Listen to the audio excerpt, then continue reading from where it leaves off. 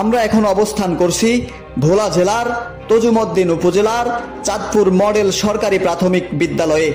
ঠিক এই বিদ্যালয়েই গতকাল পরিদর্শনে এসেছিলেন প্রাথমিক ও গণশিক্ষা মন্ত্রণালয়ের মাননীয় উপদেষ্টা অধ্যাপক ডাক্তার বিধান রঞ্জন রায় পোদ্দার। তার এই পরিদর্শনের পর আজ সারা দেশের ন্যায় এখানকার সহকারী শিক্ষকরা পরীক্ষা বর্জন করে কর্মবিরতি পালন করছেন। এখন আমরা কথা বলবো বিদ্যালয়ের সহকারী শিক্ষকদের সাথে।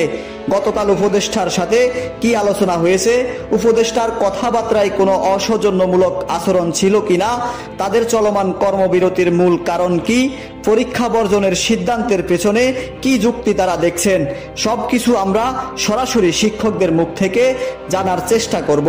শিক্ষকরা আমাদের পরীক্ষা নেন, আমরা চাই আমাদের পরীক্ষা হোক এবং আমাদের নিয়মিত ক্লাস হোক। আমরা সহকারী শিক্ষক, সারা বাংলাদেশের সহকারী শিক্ষক দীর্ঘদিন ধরে আমাদের 3 দফা দাবি নিয়ে আমরা বিভিন্ন সময় বিভিন্ন আন্দোলন সংগ্রাম করেছি। সর্বশেষ শহীদ মিনারে গত 8ই নভেম্বর আমরা অবস্থান কর্মসূচি পালন করেছি। সেখানে আমাদের কর্তৃপক্ষের আশ্বাসের কারণে আমরা আমাদের কর্মসূচি স্থগিত করে 11তম গ্রেডের প্রজ্ঞাপন বাস্তবায়ন হওয়ার সাপেক্ষে আমরা আমাদের কর্মসূচি স্থগিত করে আমরা নিজ নিজ কর্মস্থলে ফিরে এসেছি।